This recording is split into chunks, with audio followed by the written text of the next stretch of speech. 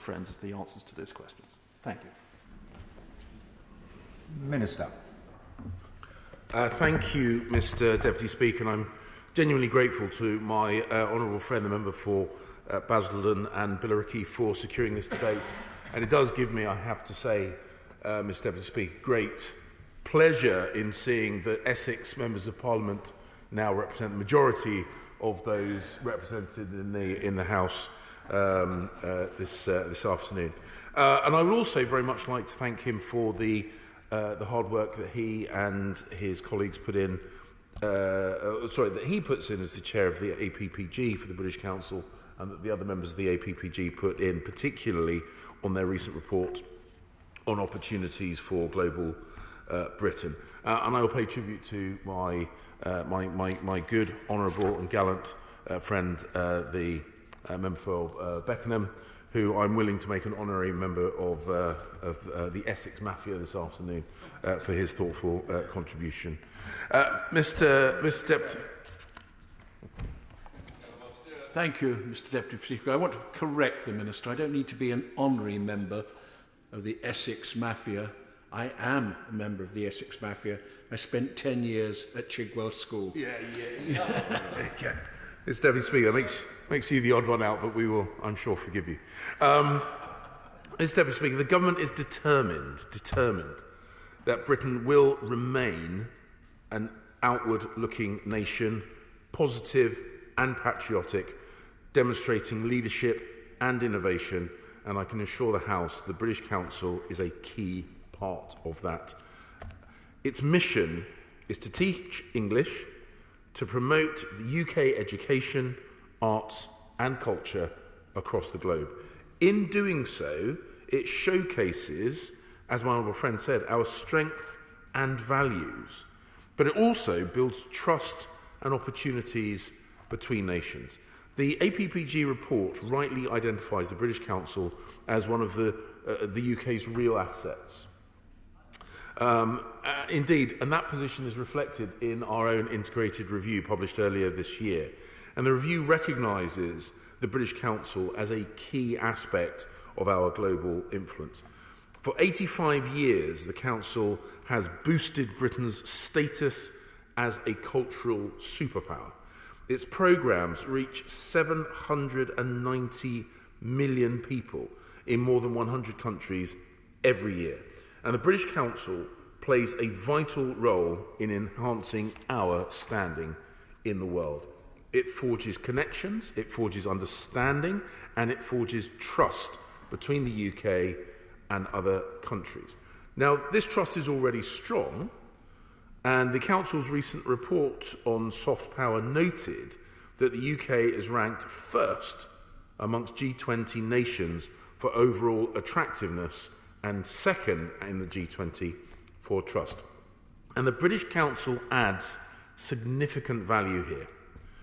When the Council is involved in cultural and educational exchanges, trust in the UK increases on average by 16%. And I'm sure you will agree it is more vital now than ever as we work with our allies to promote democracy and collaborate on the very biggest challenges that the world faces, that we enhance this global trust. My honourable friend highlighted in his speech further opportunities to promote global Britain through the British Council, and the APPG report identified potential key partners in the Indo-Pacific and Sub-Saharan Africa, amongst others. The Council has ambitious targets designed to take advantage of these opportunities. By 2025, it plans to reach 140 million English language learners and attract 600,000 international students here to the UK. It also hopes to connect to 30 million people with UK arts and culture, either in person or remotely. For example, by visiting our world-beating film and arts festivals in cinemas, in galleries, or indeed online. Next year, as we host the Commonwealth Games and mark the Queen's Platinum Jubilee, the British Council will lead international partnerships in education and the arts. And this includes work to connect young people across the whole Commonwealth. School twinning schemes and cross-curricular programmes will boost understanding of our values and aspirations, including the education of women and girls, which remains a core government priority. Her Majesty the Queen's 70 years of service and leadership have also inspired the British Council. From their alumni, the Council will build a network of 100 young, inspiring women leaders across the Commonwealth. They will develop projects to address the global challenges still faced, sadly, by many women and girls. Meanwhile, advisory committees for Wales, Scotland and Northern Ireland support the British Council as an institution for the whole of the United Kingdom. They help shape programmes and priorities, ensure there is a clear focus on all aspects of the UK's rich culture. For example, the British Council's Go Digital programme includes collaboration between artists and arts organisations in Wales and sub-Saharan Africa. Go Digital aims to develop and showcase the arts, which have suffered so much during this pandemic. The Council also works to forge connections between Northern Ireland and other societies emerging from conflict. For example, offering insight into the issues that fueled conflict in Northern Ireland, India, Lebanon, Sierra Leone and South Africa. Students are encouraged to turn these lessons into creative expressions. I will. Thank you so much, Mr. Deputy Speaker, and I thank the Minister for allowing me to intervene a second time. I have to say that what the Minister has said is really grist to the mill, because the British Council is a huge success, as the Minister would accept. The British Council has actually survived somehow during this pandemic. Goodness knows how country directors are able to budget during the pandemonium that has been the last 2 years, but somehow they have. So it does seem strange, Minister, that with this success that the British Council has had in soft power terms, and actually in floating what a great place the United Kingdom is, that we are prepared to scrap 10 locations and actually a total of 20. Can I please plead with the Minister to get the government to make a decision to rescind those orders so that these 20 centres remain in being, if that is possible now? Mr. Deputy Speaker, I will address the situation with regard to funding and our footprint in a short moment later on in the speech. Together with the University of Edinburgh, the Council is developing an online course open to all on sustainable living. This touches on key issues that connect us, from climate change to gender equality, health and inclusion, encouraging informed personal responses. With regard to the funding situation, sadly, like so many organisations, as my honourable and gallant friend has mentioned, the British Council has been acutely affected by the impact of COVID-19. More than 90% of its teaching and exam centres were shut at the height of the pandemic. It has done a genuinely exceptional job of rapidly expanding its digital services, including online teaching platforms, in response to this crisis. And we continue to work closely with the Council as it builds back from the pandemic. And we share its ambition to innovate and to increase its digital capacity even further. And I was very pleased to meet recently with the British Council's new CEO, Scott Mcdonald, who brings a genuine wealth of commercial experience from his previous roles. In partnership with the Council's chairman, Stevie Spring, I have no doubt that Scott will bring the strong leadership needed to drive forward the transformation and put the Council on a sustainable, future-facing footing. It's easier said than read. Sadly, like so many organisations, the pandemic also had a devastating impact on the British Council's commercial activities and therefore its finances. The government remains committed to its future success, and I am confident that the Council will emerge stronger than ever. The funding we secured through the through the 2021 and 2022 spending review demonstrates that commitment. Since the start of the pandemic, we have allocated more than £600 million to ensure the British Council can continue to deliver on our priorities during this uniquely challenging time. Earlier this year, the Council has been said, the Council has announced that it will stop spending in grant-in-aid funding in 11 countries. In a further 9, it will deliver grant-and-aid programmes remotely from other countries. These decisions were taken in partnership with the Council, focusing on where it can achieve the biggest impact.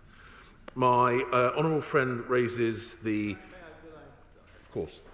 First of all, can I thank my right honourable friend for his comments about the British Council, who will be very heartened to hear what he says. I know it won't be strange to them, but it's nice to hear it from the dispatch box all the same.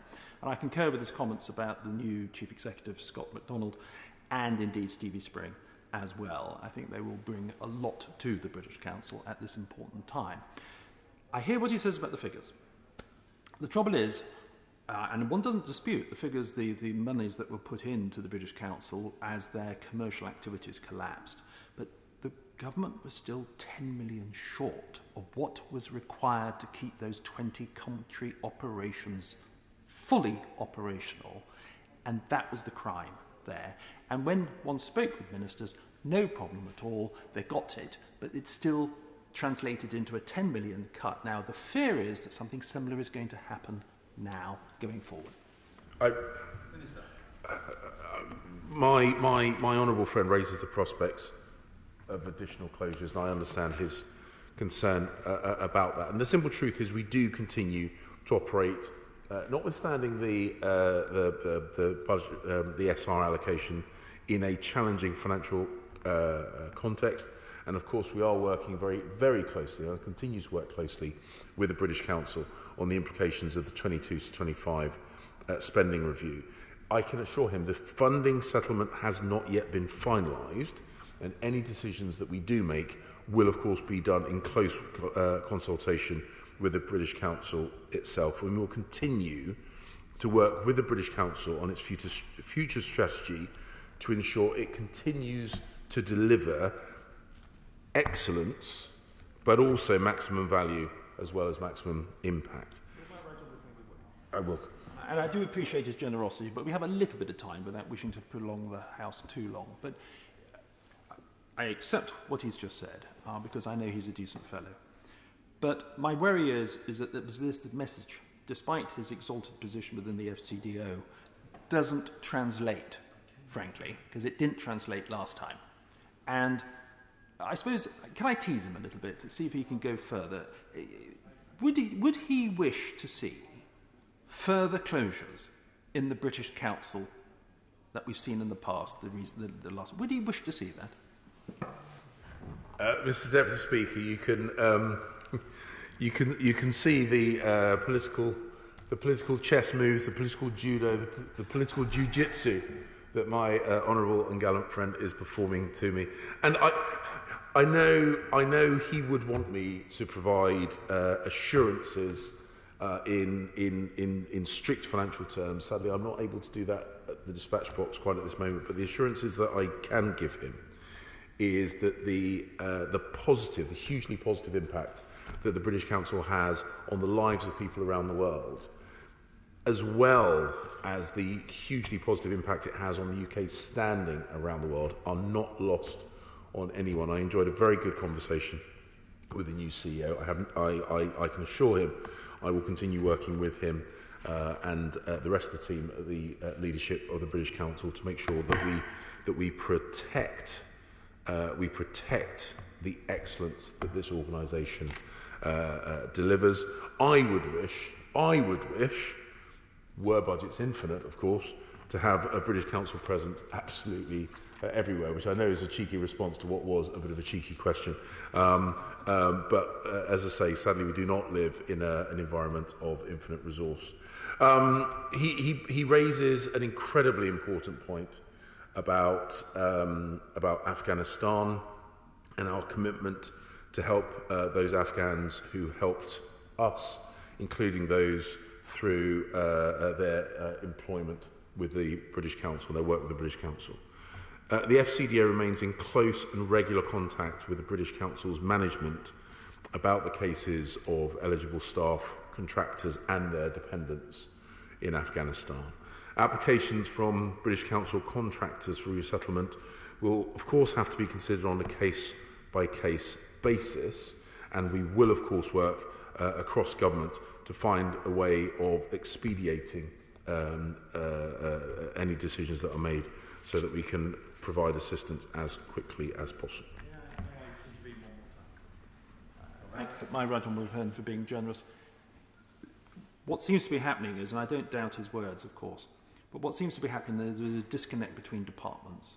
And this week in the House, the Defence Secretary said he thought it was more of a responsibility, and he's a good man, but he thought it was more of a responsibility for the FCDO. We have got, it needs gripping, because the sense is that bureaucracy is getting in the way. There are 200 level 1 and level 2 applicants for the Arab scheme, and the paperwork is simply not being produced. I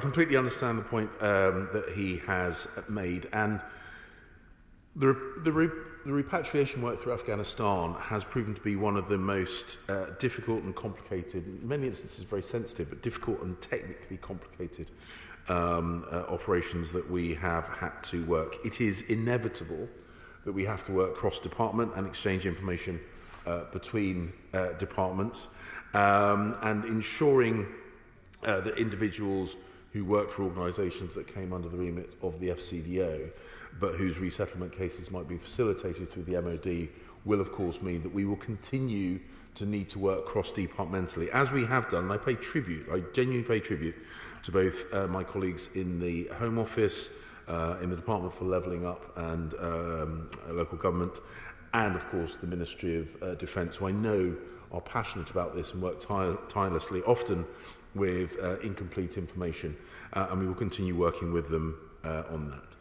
Mr Deputy Speaker, to conclude, as we all work tirelessly to promote Global Britain, our partnership with the British Council remains vital.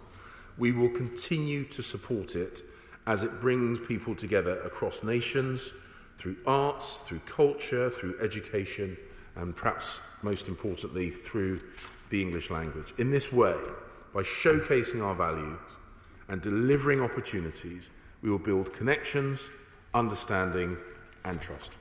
Thank you, Mr Deputy Speaker.